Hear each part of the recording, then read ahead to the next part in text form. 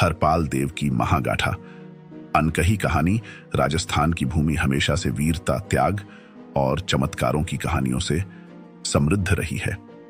ऐसी ही एक अनसुनी कथा है महाराजा हरपाल देव की, जो 12वीं शताब्दी में हुए थे।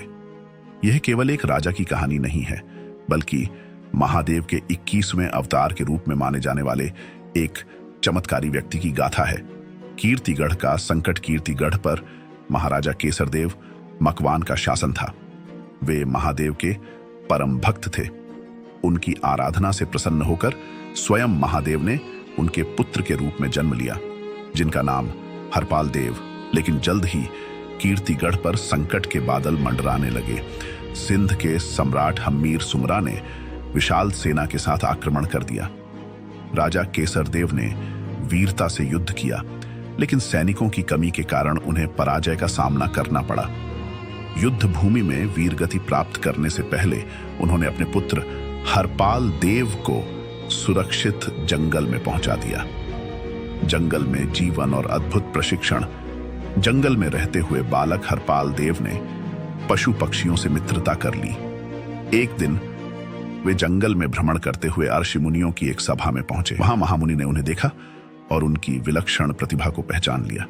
उन्होंने हरपाल देव को विशेष चमत्कारिक विद्याओं और युद्ध कौशल में प्रशिक्षित किया। समय के साथ हरपाल देव युवा हो गए। एक रात उनकी कुलदेवी मरमरा माता ने स्वप्न में दर्शन देकर कहा, अब तुम्हारा यहाँ कार्य पूर्ण हुआ।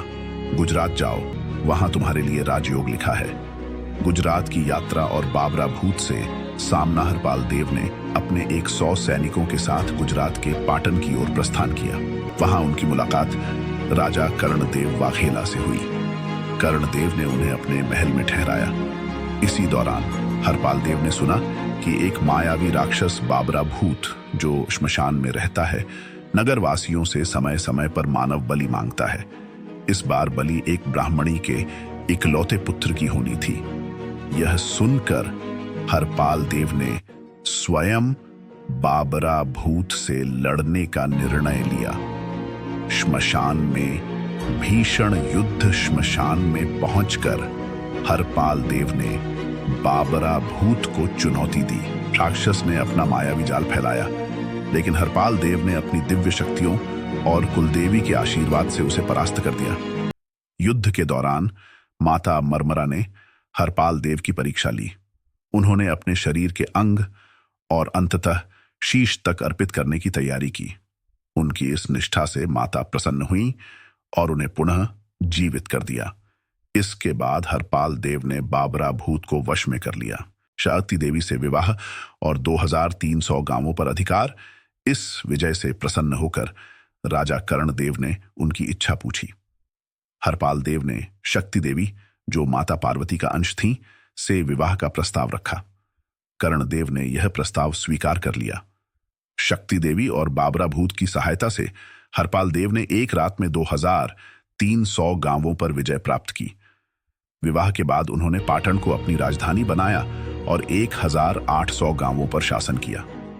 शक्ति देवी का त्याग।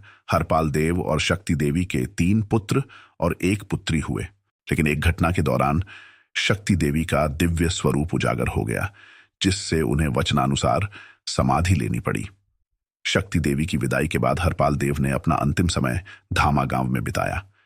यह गाथा केवल वीरता की नहीं, बल्कि अटूट निष्ठा, बलिदान और अलौकिक चमत्कारों की है। यह राजस्थान के उन अनकहे वीरों की कहानी है जिन्होंने इतिहास के पन्नों में अमरता पाई। हर हर महादेव।